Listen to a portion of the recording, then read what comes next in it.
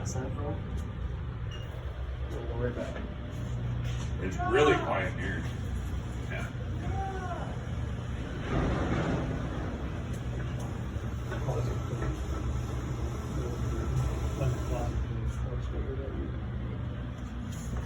And then right here, it tells you that it's arrived.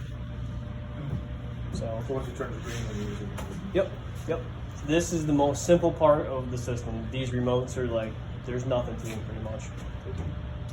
And this is how you can go into maintenance mode, and you can turn down the brightness, and you can turn down the alarm. Here, if it's too obnoxious and they're getting annoyed, they can turn it all the way down. And then this is how you get into maintenance. Is there a way you can make it to where they can't turn it all the way down? I could turn it off or on, and then that volume would turn it all the way down to where you can barely hear it, but it'll still be on. Just because you know how it's going to be. They're going to just turn it off, and then they're, oh, well, I didn't see it. Yeah. So you want it always a little off. Yep. You don't want to drive people nuts right in the middle of the rush, but...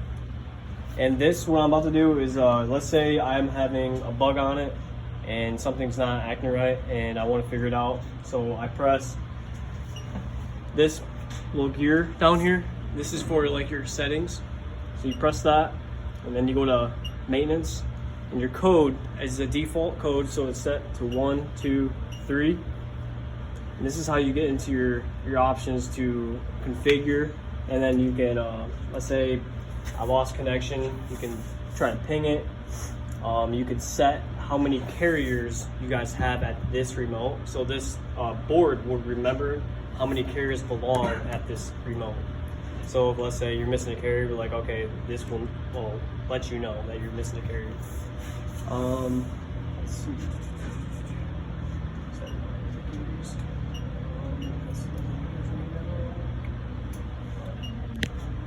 Yeah, so that's pretty much, you guys won't have to mess with that much. I'm just letting you know that the option's available. Okay. Usually that's for our technicians mainly. You guys might have to do that at the main station frequently if there's any bugs, or I'll go further with the main station, but that is how you get into maintenance mode, and that's all it is to this remote. Does it alarm if it gets stuck anywhere? I was going to ask that. Yes, so I was talking with Dave, and we're gonna show you guys how I get calls to service calls, pretty much, and what I do when I show up is I'm gonna teach you guys what I kind of do. Because let's say this person sends a carrier and you never got it, and your computer is going to an alarm, because it's going to start flashing red, and it's going to tell you like late carrier, so there's no carrier there, and then there's an issue either with the diverter or the blower, and we'll go further into how to troubleshoot all that better. And it's awesome because it's simple. Let's say one of them gets stuck from this booth going that way. Can that booth still send it, or will let them know as well? It depends on where it's stuck. So how it goes, there's a single 4-inch from that main, and it goes up here, and then there's a diverter that has a single port end, and then it has a dual port end, so it moves to which port or which station it's trying to send to. If it's stuck from here before that diverter, you could still use that side, but it's going to go into an alarm for this side, but you will still be able to use that Because I side. don't want let's say this one gets stuck and then they send one and it's going to get stuck as well. I don't want both of them together. Yep, and then I'll show you in the computer. So let's say an alarm does pop up.